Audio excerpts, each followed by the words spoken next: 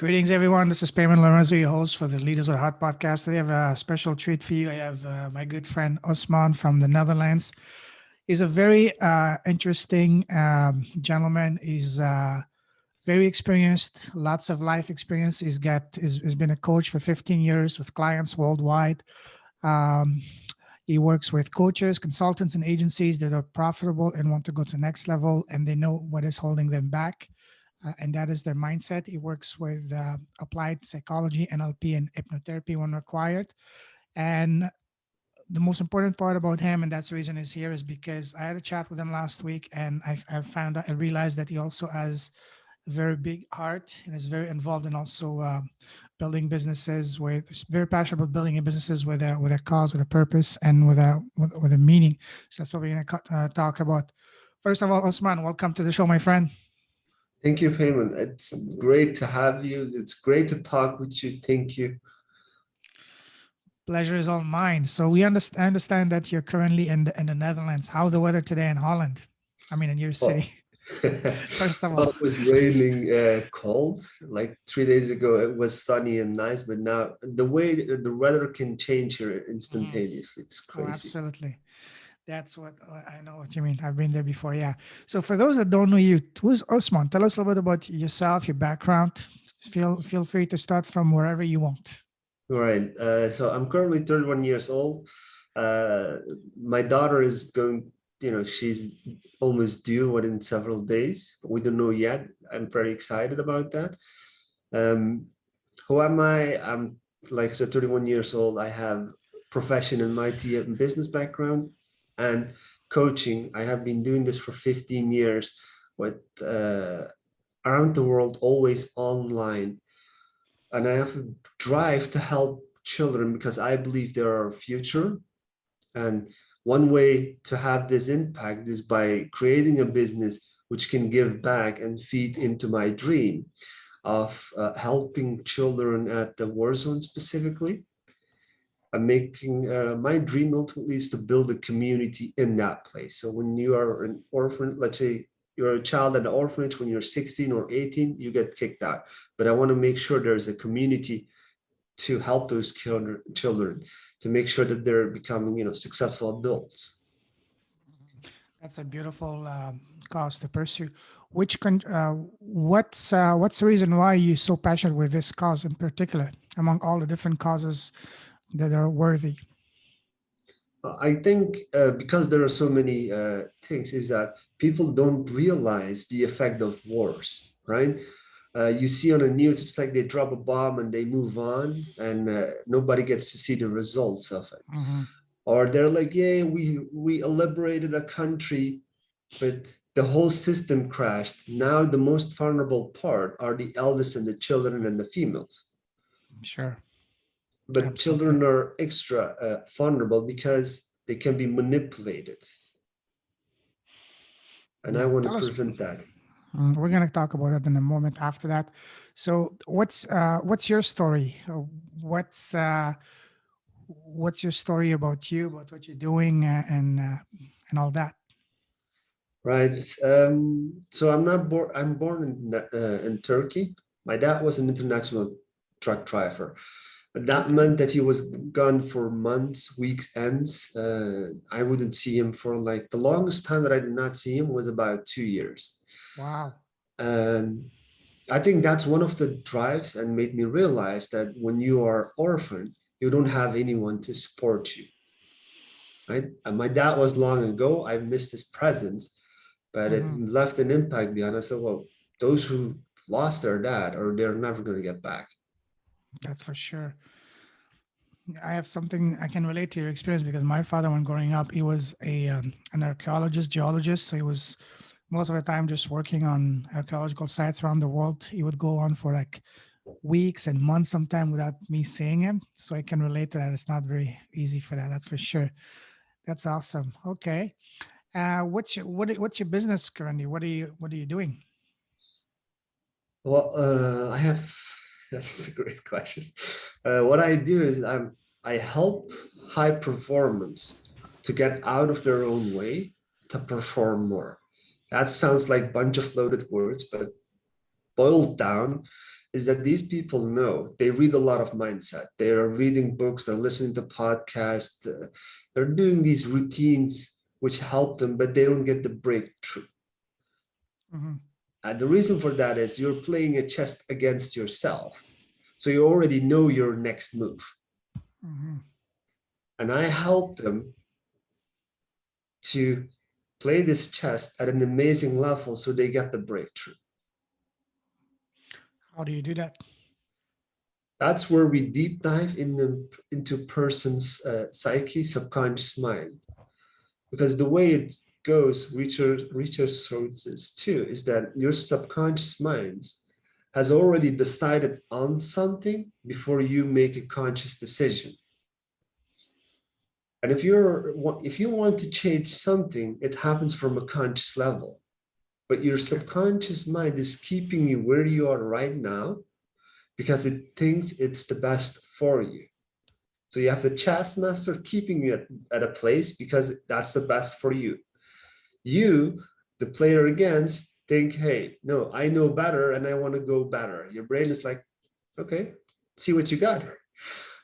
What I do is bypass this whole system, tell your subconscious mind, look, what you want is inherently perfect and good, but it's not serving you. Let's change that. Okay. We change the story in the brain. Yes, that's very powerful.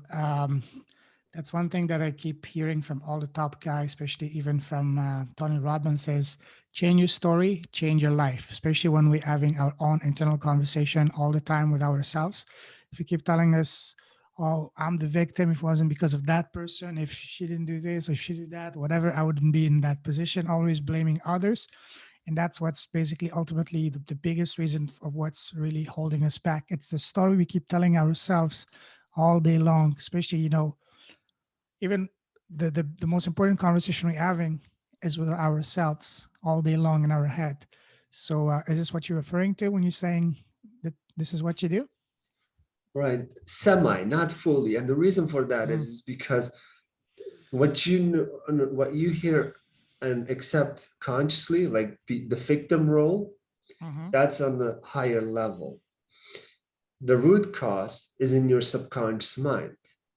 If you change what is in your subconscious mind, you get a totally different story.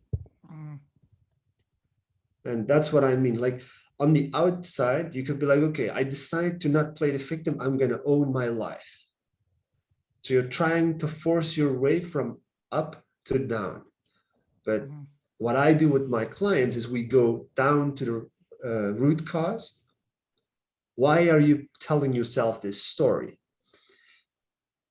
To give you an actual example from one client, Mm-hmm. this client is top performing. He is making money. His clients are happy. He has a great team. Yet there was this story in his mind. Hey, I am not good. I'm a bad boss. I'm not a good. This was playing and playing, and he was reading books and doing everything to have a positive mindset, to be Mm-hmm. productive. That was good. No, nothing changed in that. But at the other end, I said, let's go to the root cause. What is causing this? And apparently, at a young age, he wanted something at a wrong time, in a wrong event. And his subconscious mind decided that, hey, you know what? We're not good enough for something simple we want. And this is going to be the story for the rest of our life. And Okay. so he painted the outside, but in the inside, the story of not being good enough was kept replaying and replaying. And each time he painted, let's say, his body, he's like top fit. He still didn't good feel. And then he's like, I need more money. He's now making more money. Now it's something else. When you don't solve the root cause, it shows up in a different ways. Okay. And how far back can that root cause usually go? Or how far back do you usually take your clients to find the root cause of whatever is holding them back? Right. It depends because for each person, it's unique. Right. Mm-hmm. Um, for some people, that's like when they were, let's say they were 27, we go back to 21. Other times they're like 50 and we went back to when they were in the crib. It is unique for each person. I don't decide that. It's their subconscious mind which tells me where and when. So when a client comes to you, do they tell you ahead of time, hey, this is one area that I'm struggling with. I don't know what's the cause of it, or they don't tell you anything, and you just have to, through talking to them, questioning them, you find out what area they want to really solve. What is your process basically? That's what I'm asking. Right. So usually the client comes to me and they say, hey, I don't feel secure enough. I want to work on my self-confidence. I have money block. That's like, I always tell them, what do you think that your current issues are? Give me on a list. Okay, you got 3, 5, 10, pick the top one. That's what we're going to focus on. And in the progress, what I do is look at what is truly bothering them, what is truly holding them back. Some people come to me with money issue. And when we look at the core, at the root cause, that's where they don't feel that they deserve it. They're making tons of money because they know the system. They know they have the skills, but deep down, they don't feel worthy. So that's where we go and change that story. And usually, how many sessions do you see a client until you can actually find a deep rooted cause of their blockage, and then helping them to overcome that? Well, there is this thing is that I don't do one session. It's a support system, because when you're changing your mindset, you need to have a supportive environment. So it's a 6 weeks where we have the first session on the first week. And anything that comes up, depending on what the client's needs, I provide them. In the 6 week, they get like 3 sessions, and each session is to support the client to the next level. Actual Awesome. example, let's say you come for money block to me. We do first session and apparently you don't feel worthy enough. For the next 3 weeks, I'm with you, giving you the tools for you to feel worthy, to change the mindset. Once you have secured that, then suddenly something else comes up. It's actually not suddenly, because you have been suppressing. Now you stop suppressing and it boils up. That's where we focus on that element. And for each person, the second session is different. They now feel that they're worthy enough. Now they're like, hey, I'm earning like 50K a month, but I feel guilty. Can you help me make more? We look at where the guilt is coming from and work on that. Okay. The reason for this is, like, once you do one session and you send the client off, there is a huge group that doesn't get going, because they fall back into their old habits, and their old habits was what keeping them in place. What would you say so far from your experiences as being the number one cause of blockage in people's mind, especially when it comes to achieving their best in life and whatever they do? There are 3 reasons, and they're all related. Mm. One of them is you don't feel you're worthy enough, good enough. Second one is you don't deserve it. That's what you think. Your brain is punishing you. You made a mistake as a kid. Now your brain is punishing you for something, but you don't know what. Wow. This is the third one is it's a mixture of those, right? You don't feel good enough. You don't think you deserve it, and you don't think it's available to you. Everybody can have it, but not you. I read that the first 7 years of the age of a person are the most important, because that's when the subconscious learn and programs our habits and everything we do. And then after that, it's just like, like an autopilot. You just dive deep into your existing database of knowledge, which is Mhm. inside of your subconscious mind, and you draw from, just like going to a cabinet file, looking for a file, looking for an answer. That's what Right. the mind does. But the first 7 years are so powerful, and it's interesting that you said that sometimes it can be something, a mistake you might have made as a kid, or something you might have been told. Mhm. It's very interesting that something as benign as when you're a kid, for example, you want a candy, for example, your parents say, no, you can't get it or whatever, or let's say you fail at a school, or you just fall on the bike.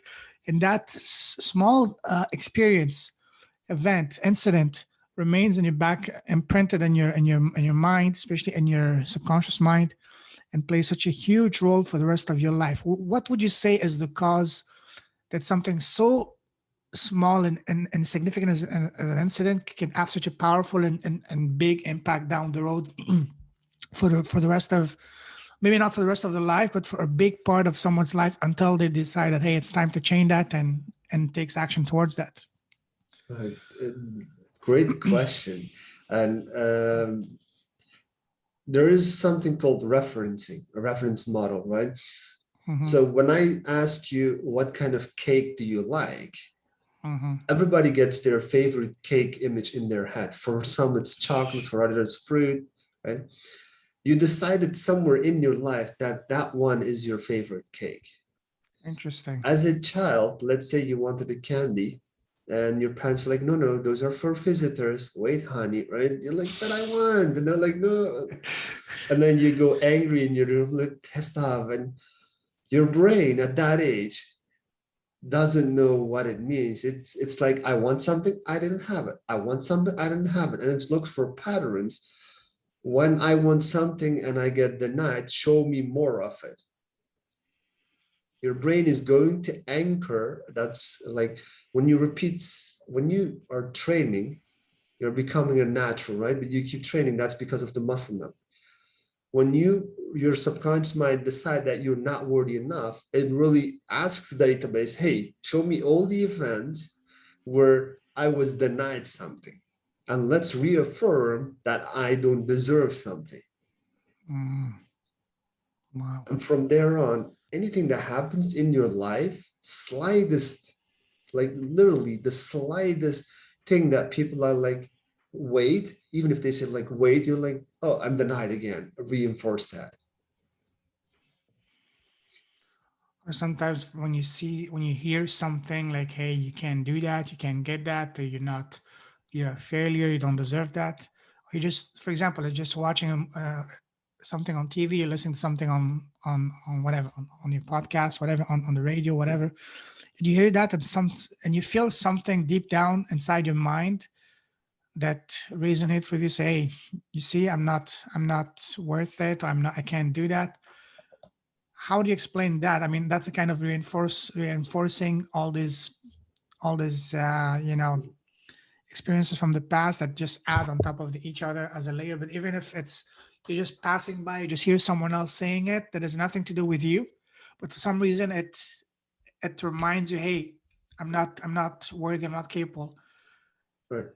How do you explain that? Because even when it's something that has nothing to do with you, let's say, as I said, just watching something on TV, or on YouTube or whatever, or Right. just listening to some radio or whatever, and you hear something, oh, you don't deserve this, you're not good enough, or you can't do that, or you're Mhm. such a failure, whatever, all these negative words, but somehow they resonate with you, and deep down you say, oh my God, see, I knew it, I wasn't capable of that, or whatever.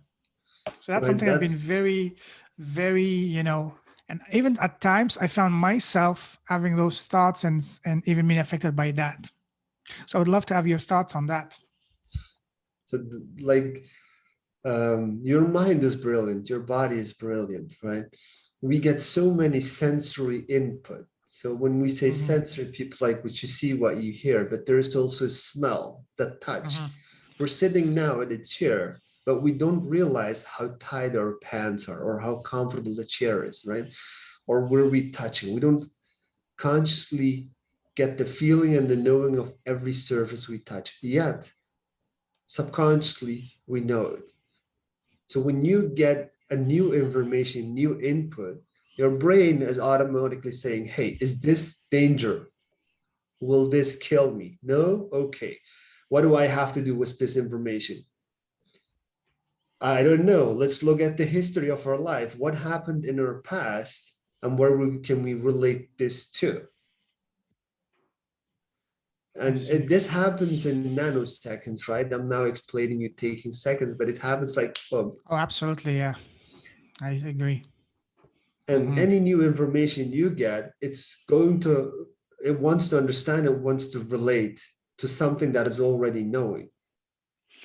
So how do you put a stop to that? How do you, for example, let's say just watching TV, whatever, you just walk on the street, you hear someone say, hey, again, not to you, but just to someone they're talking to, or you can't do that, but somehow say it feels almost as if it's meant to be to you. So how do you protect yourself against that mentally? How do you stop that? How do you break that from having any impact on you? Any tips on that? Right. I think first step is to be grateful that you realize that.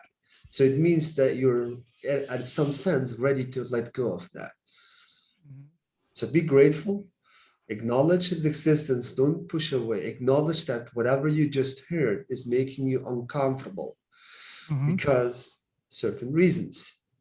The next step is to, if you don't use hypnotherapy or you don't have a coach, what you do is the 5 whys. So let's say a certain sentence make you uncomfortable, reminded you that you don't deserve it. You write that sentence down and you ask, why is this making me feel such? You get answer, and then you read the answer loud out and you ask why. Once you do this 5 times, you can get to the root cause. But your mind is going to distract you. It's going to do anything to distract you, make you cough, look away, something, because it's too confronting for you. So if people are listening to this and they want to apply this, I suggest whenever you're doing this, take literally 10 minutes, focus on it. Put your phone away, whatever distraction, and focus on it. Probably in the first 3 seconds, you won't get the answer because your brain is trying to protect you. It's like, no, that's too confronting. You don't want that, but you have to sit down and force your subconscious mind to give you answers. Interesting. That's a good, I'll keep that in mind. So just basically just don't fight it, just accept it and be grateful that you're aware of it. And then that's going to allow you to stop it, or at least to reduce its impact and its effect on you. Okay, I see. But what you want to do is not paint it, not push it away. You want to go to the root cause. You know, like cassette player? Which one? Cassette player. Like maybe young people don't know, but you have these old cassettes, you put in a player and you play it off. Yeah, okay. Whatever music is in the cassette, that's what's played off. Even if you put a box to it and you connect different music and you try to play different music, it doesn't work. It plays what's on the cassette. And in the mind of a person who feels not worthy, that's what is playing. You're not worthy, you're not worthy, you're not worthy, you're not worthy. Yeah. You need to find that cassette, take it out, and put another one in. To make that happen, you need to go at a subconscious level, because that's where the cassette player is. It's not here above, it's deep down. So you have to learn to reprogram yourself. Yes, at the deepest level. Okay, I see. Okay, I just had a thought while you were talking, but I just lost it. But hopefully it can come back, because that would have been a great question. But okay, so let's see.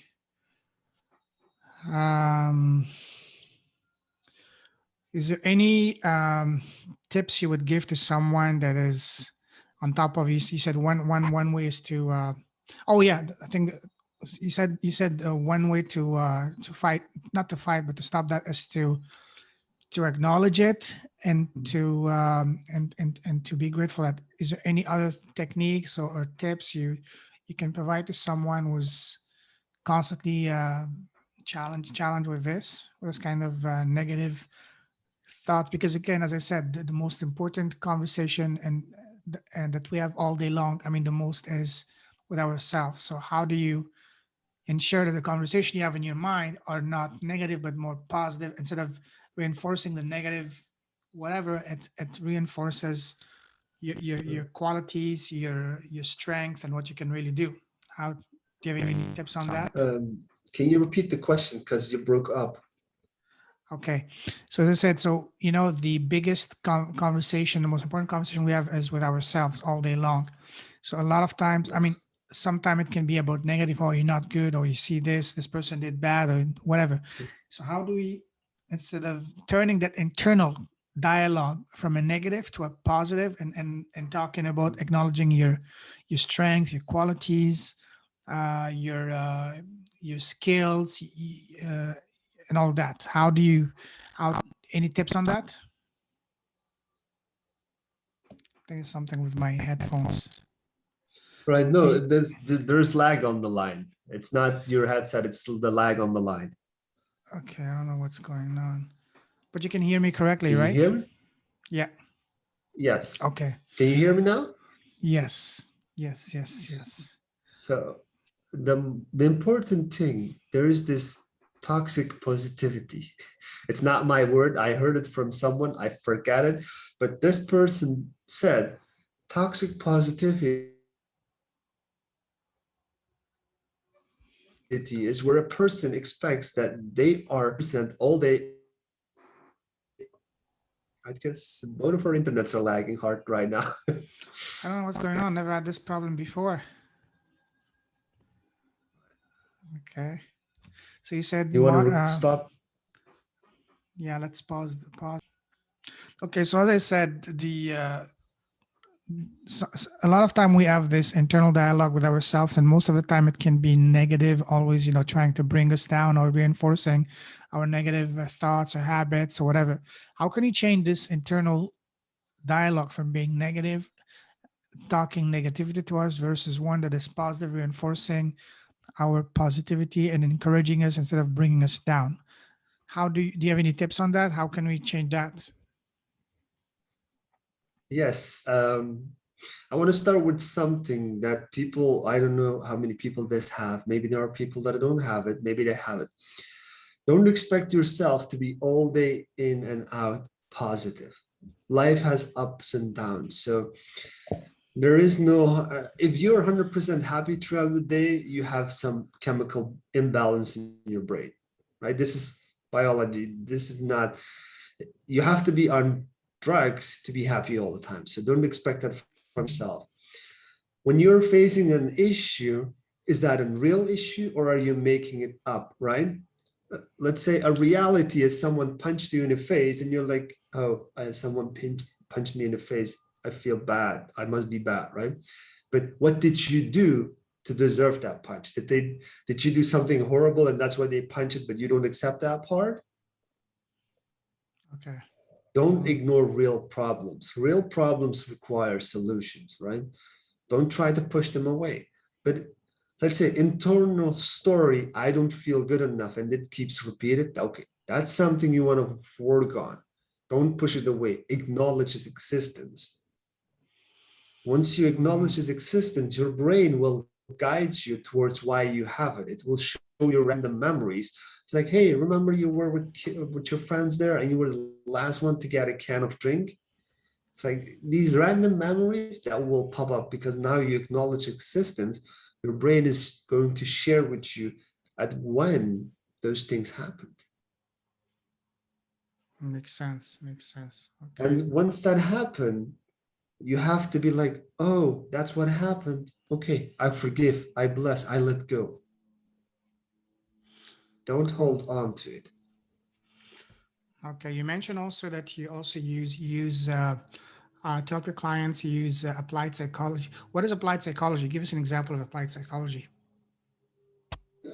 Well, what I mean with that is what can I give you today? Like what kind of mental tool can I give you today specifically Hmm. for you that I know that you will use?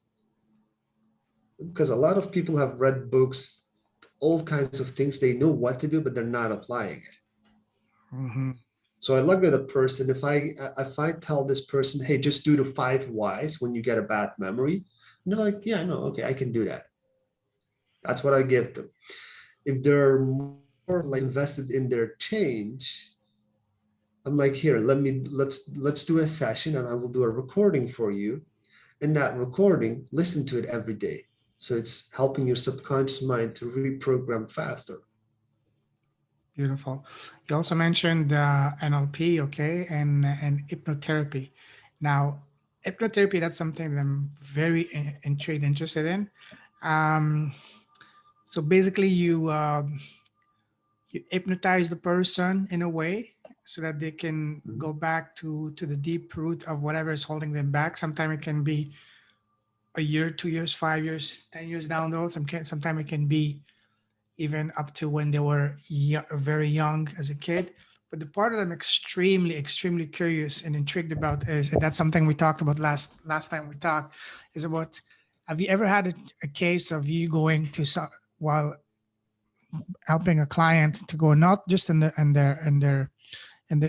childhood, but even in a past life? Because I read about that. That's something that I'm extremely intrigued. I've been absolutely obsessed, if not fascinated by that.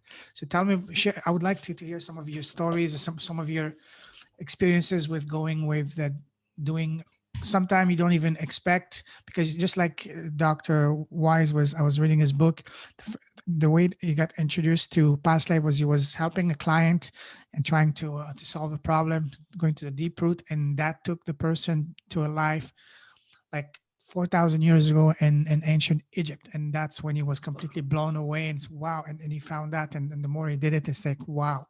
So I want you to have your thoughts and tell and share with us some of your thoughts on that. And how did you end up with, how did you basically get introduced to past life? Was it something that you yourself talked in advance with your client? Hey, that could be a solution, an option, or is it something that completely happened unexpectedly when you asked your client, hey, take me back to the deep root, and they took you back to maybe a previous life? Right. I think it happened to me once. Okay. I, for me, past life is a mystery, right? Mm-hmm. And I did my own study, not extensive. What I looked at, there were like various camps. One Mm-hmm. of the camps is like, your brain finds it too raw, too confronting to show you what's bothering you in this life, in this time right now. So it's making up a narrative, a story which you can accept to let go. That's one side.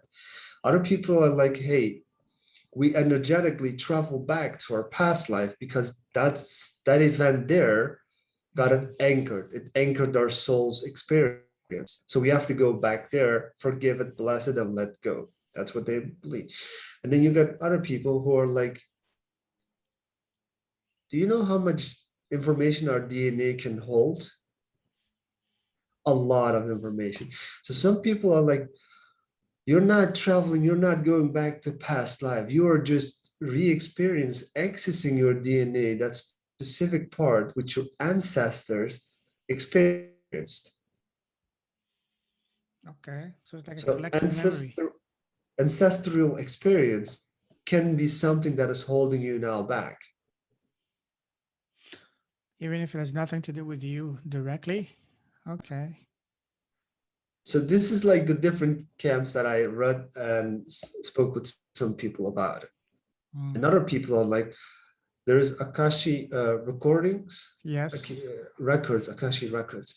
And people Yes. like, you go in there, you access your past life, you change the event. So for me personally, I have no experience with that. Well, my client, one person, it was a lady, she was going back to, I guess it was 1800s, America, sometime there. And Mm-hmm. she told me about her life. Wow. Personally, I haven't experienced it. So I just go with the flow with what my client says, because my purpose at the end is to help them to let go and have a better life. Beautiful. Hmm. Do you believe in past lives? No, I think that we are experiencing everything and we're just tuning in into what we want. Okay. I see. if everything is happening now, is there a past and future? Good question. Great question. Yeah, everything is, the notion that we have of time is not the same. The notion that applies to another world. Every world is its own uh, notion of time. What we consider the normal time doesn't apply to other worlds. That's for sure, or densities or dimensions. That's for sure. Uh, like to give you one example, if I may, right? Sure, please. When you look at major religions, Mhm. monotolic religions, they have these saints who appeared at multiple places at the same time, or they traveled huge distances, and people were like, "What? What happened?" When you look at science, quantum physics, when you absorb the particle, it's affected. When you don't observe, it happens, it stays the same. But as soon as something is when you look at something, it changes. Imagine that that particular is time, and what looks is our conscious mind. Mm. So when we look at time, it shows where we look at. When we take away our conscious observation of the time and we shift it to, let's say, past life or future life, and when you look at that, you're observing it. This is like the Pandora's box. A lot of possibilities are possible, and it is, what are you willing to accept? There is a tribe in Africa and the Saharas who are able to telepathically communicate with each other over huge distances. Wow. Before 2000, I forgot, like in the 80s or the 90s, an American scientist went there and he wanted to see this for himself. And they did this test where with like huge walking distance. He was there and he said to the guy, "Look, I want you to say this to the person who's there." The person there sat there, took a note of it. Later, some days later, they met. And the scientist was like, "Can you give me the paper? Like, can you tell me what he told you?" Word for word, that person told him back. And he tried to understand how they learned this. And he couldn't specifically get a method to it, but he knew that every person born into that community was able to open that, use that. I guess that's fascinating because from my understanding and I've done a lot of research on that. Originally, we're only using only like a fraction of our capacity, especially mental, and we are able to communicate telepathically, but a lot of us, like the majority of us, have not awakened that capacity. Only a small amount of people have done that. So, and there's a lot of things that that we need to do to do that. I mean, that's a fascinating topic. We can do an entire conversation just on that, but I don't want to go there because that can be like, I mean, a conversation for hours. But It's a rabbit okay. hole. Oh yeah, for sure. I mean, that's fascinating. But okay, that's awesome. Let me ask. Let's get back to uh, to the cause that you have in mind, which is you want to help the orphans. Tell me more about that. Any specific areas or countries in the world that you would like to help, and if yes, why? Good question. So I was thinking of 3 locations, right? And the reason for that being is we have the euros and the dollars. So I was looking at where is the money at most impactful? And it's in Africa, it's in Southeast Asia, or the Turkish border with Syria, where there's a lot of war going, right? And I looked at it, okay, Africa, I could go there, or the Turkish border. The reason being is because I'm Turkish and I speak the language. So it's easier for me to start this whole thing up. I don't need a translator. I don't need to say, like, we can go right into the business there. And the reason, like, again, it's a war zone. It's still an active war zone. Different groups are there, you know. I'm not going to go into the political part. There is just Of war going course, on. yeah, yeah, yeah, And yeah. my aim is to make sure that these children are safe and they get the chance to grow up. And at the end, let them make their own decision. right? I don't want to influence and say, you need to go fight this. No, no. I'm like, look, this is life. And let's build the community, not break it down, but build it. So giving them a chance of having a normal, education and all that, and eventually some of them that do want to help and mentor the younger kids, they can do that too as well. Yes, that's beautiful. That's beautiful. Okay, yeah. Let me ask you now some fun question to finish. Mhm. When we grew up, people always ask us, what do you want to do when you become older? So when you were like say 8, 10 years old, when people Mhm. your family, your friends, your teachers were asking you, so Osman, what do you want to be when you grow up? What was your answer? What did you want to be? Um, I was, that's really a great question. It brings up so many memories and I flashbacks. know. I was someone who was curious. I wanted to do everything. There was Hmm. time where I wanted to be adventurer. Then there was like, I Wow. want to be astronaut. I want to be a doctor. Like Okay. all these.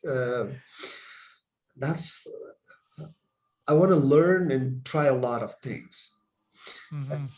It was nice, but what it got me too is because I didn't make a decision. I let the Hmm. things happen. I was like, I want to do this, I want to do that, but I couldn't make a decision. And whichever was like right there, I had to grab onto that. Wow. There's Awesome. Okay. When you were in school, what was your favorite class, favorite subject? um it was called, I guess it was called social education, Like social humanities? something. Yeah, it Humanities, was like history, geography, and all that? Is that what no, you no, there mean? was like specific test on social something, and it was teaching us about how the society was built, moral Ah, codes. It okay. looked at the human aspect of the life and was speaking about the different cultures. Interesting. Okay. Let's say, okay, I don't know if you have your podcast on. Let's say you have your podcast. Imagine you have your podcast and you have the most amazing, the most special guest in the world, which is yourself. Let's say you're interviewing yourself. What would Right. be the first question that would come to mind and that you would want to ask yourself, and why? Why are you impactful, right? Besides the point if I am or not, why Hmm. do I want to be impactful? Okay. And That's what what I would you would ask. what would you answer? What would the the you that you asking a question would answer? Why are you impactful? I want to drive the human, like I don't care about race or religion, just Hmm. humanity and whole, to go to the next level, Hmm. to Beautiful. leave. Um, there is work of Silva, Jose Silva. I keep messing up his name. Um, what he says is leave the world behind in a much better place than you have found it, so that your brothers and sisters can have a better experience. Beautiful. Beautiful. And now imagine you have a time machine. You can go back in time and you meet yourself when you're 18. Mhm. What would be the biggest advice you would give to yourself when you're 18? Or the most important Uh, advice? I would say don't hold back. Start traveling the world right now. Love that. Where would you start to travel? What would be the first place you would go? Back then, I wanted to go to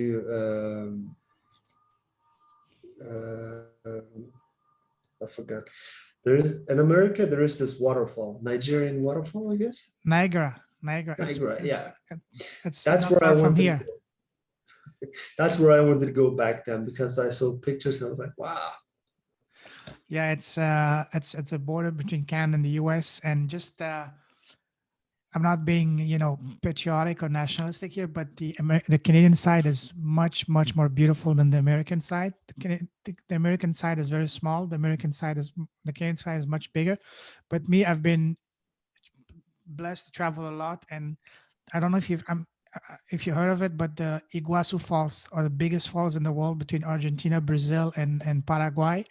Mhm. It takes you 3 days to see all of them. You have about 273 falls. It takes you 1 day to go Whoa. to see all the side in Argentina, 1 day in Brazil, and 1 day for all of them. And now I've never seen anything like that. So yes, Niagara Falls is amazing, but Iguazu Falls and Argentina and Brazil is completely at a different level. Completely different level. I would make even Niagara look like a faucet, like a bathtub in comparison.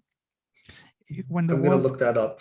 reopens up, highly recommend to go, because Argentina and Brazil have some of the most beautiful countries in the world, but also that it's one of the biggest, natural wonders of the world. So yeah, definitely That's, look that up.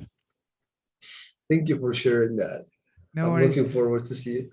Awesome. Do you have any parting tips for anyone that they're currently, trying to overcome some kind of mental blockage, whether it's financial or whether it's to unleash their true potential or anything? Any tips, final tips on that for someone? Yeah, 3 steps.